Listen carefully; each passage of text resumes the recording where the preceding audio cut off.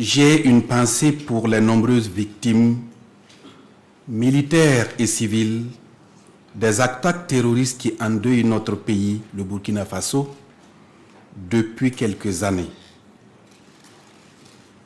Aussi, je vous prie d'observer une minute de silence à la mémoire de ces braves fils et filles tombés pour la patrie.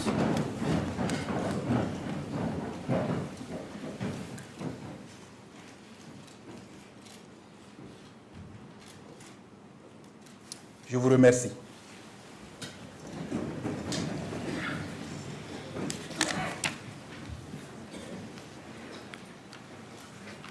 Je n'oublie pas les blessés et les mutilés de cette guerre qui nous a été injustement imposée.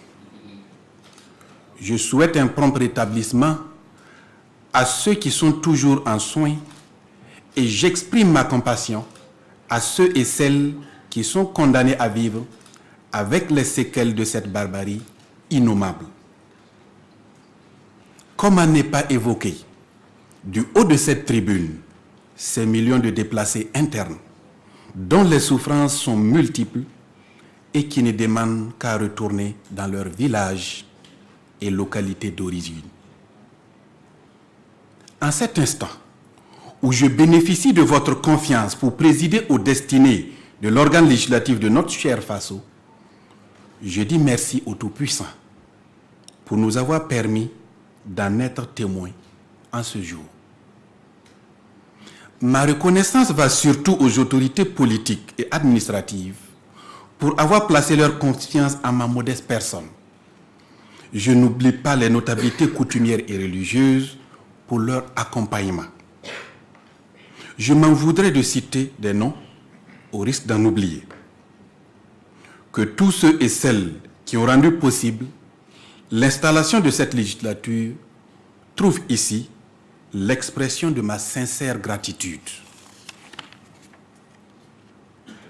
À l'ensemble des collègues députés qui viennent à l'instant de valider leur mandat, je vous prie de recevoir mes vives et chaleureuses félicitations. Cette exaltante et lourde mission que le peuple nous confie aujourd'hui exige un sens élevé de responsabilité et d'abnégation au travail. Comment pourrons-nous la réussir si en notre sein, nous ne cultivons pas la cohésion et le travail collaboratif? Honorables députés, distingués invités, mesdames et messieurs, notre pays, le Burkina Faso, vit des moments difficiles de son histoire. L'heure n'est pas aux célébrations et aux réjouissances, mais plutôt à l'engagement et à l'abnégation au travail. Aussi, je vous exhorte à la sobriété, à l'effort collectif et à l'engagement patriotique.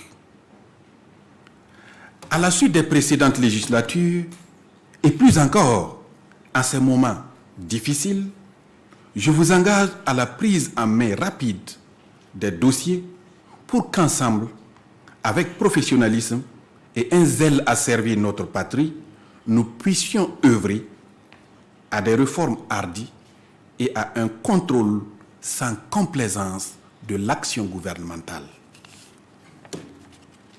Honorables députés, distingués invités, mesdames et messieurs, dans ce contexte, il nous incombe de développer des initiatives pour légiférer autrement en prenant en compte les opinions du peuple. Oui, les opinions du peuple. Nous essaierons de le faire dans le respect de nos lois et textes en vigueur, en exploitant au mieux les technologies de l'information et de la communication. Il s'agira de recueillir les contributions des populations à la base pour légiférer autrement dans le sens de leurs besoins.